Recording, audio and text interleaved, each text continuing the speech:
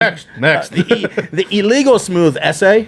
Illegal smooth. Illegal. Illegal. Illegal. Illegal. There's no two for people who. Wait. Why are we saying it in a Filipino way? accent? No, it should it'd be a Mexican. A Mexican. Listen, I'm not racist. So. But I will say, because I've seen this a lot on the internet, people, when you're searching for this, it's one L. Yeah, not illegal. It's not illegal. It's not illegal in the English spelling. sense, of not being legal. But it's illegal in Spanish Mexico, because that's the name of the mezcal, right? Illegal mezcal. Yeah. Illegal mezcal. So, this one is supposed to have caramel, a wisp of smoke, Caramel. and sliced green pepper. Sliced green pepper. I'm going to see how this is different from whole green pepper flavors, but we'll soon find out. Okay, bell pepper. Yeah, I guess they mean since it's sliced, it doesn't have seeds. No, not the Filipino green chilies. No, not ceiling, dude. No, I'd love to have ceiling labuyo flavor in my whiskey. So if you taste what's the if you taste Bicol Express. Yeah. Yeah. Anyways, let's move on. Yeah, no, that Oh god, I missed this, dude. oh man, that's if Bicol Express is So right. So again, this is mezcal, not tequila. For those of you who are unaware of the difference, Frank, you want to expound a little? So tequila only uses one type of piña. Agave piña, and that's the Blue Weber. Yep. Right? And it's only from a certain region. Yes. That's it. Where mezcal, I mean, technically could be anywhere, but Oaxaca, I think, is one of the main areas. And it usually they use multiple kinds of agave. Yep. And they smoke the piña. Yes. So they call it the piña because it literally looks like a pineapple, right? When you take off so agave is technically a type of cactus. Yeah. And you look at it, it looks like aloe vera. It really does. Yeah. But when you chop it off, right, and all that, you get this big old thing that they call it, looks like a pine cone, a pineapple. That's right, it's a piña. But then they take it, they put it in like a big pit, and they smoke all the piña for like 2 or 3 days. Yep. They does two things, right? It dries it out, and by heating it up, you're going to start concentrating the flavor, the sugars. Right. Because it's the sugars that you put yeast in to churn out the alcohol. Right. If you don't have sugar, you can't make alcohol. So keep that in mind. Yeah. It's all about the sugars when it comes to how to convert it into something tasty and alcoholic. Now, usually you have to warm up, whether it's the wort, which is like the pre-wine, beer, whatever. You have to warm it up somehow. With mezcal, they're going to use smoke. Yep. With just like making smoky scotch, where you smoke to dry out the barley, they're using smoke to dry out the agave, the piña. Yeah. The agave piña.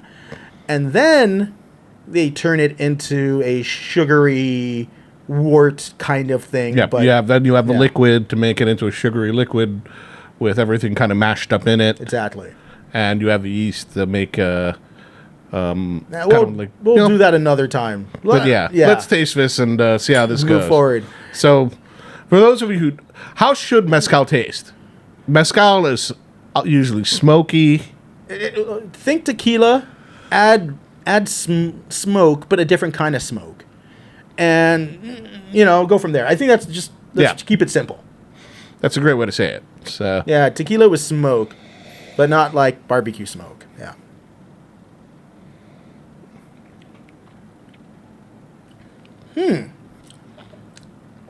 It's been a while since I had this. I forgot how light the body is on this one. I say the body is similar to the ex-Calvados, but not as hot. yeah, I think that compared to the Calvados, it's not as hot. I like the weight of this body better than the Calvados. I think it's a little heavier. It's light on flavor. Yeah. But I think it has a little more texture to it. Like it just feels like it has a little more substance. I don't get a lot of smoke on the nose. No. I do get a bit of a tequila sweetness, and I get a bit of it more on the body as well. So definitely, if someone told me this was a tequila cask, I'll believe them more than if someone's that's a mezcal cask. I'd be like, no. Yeah, you're right. Yeah.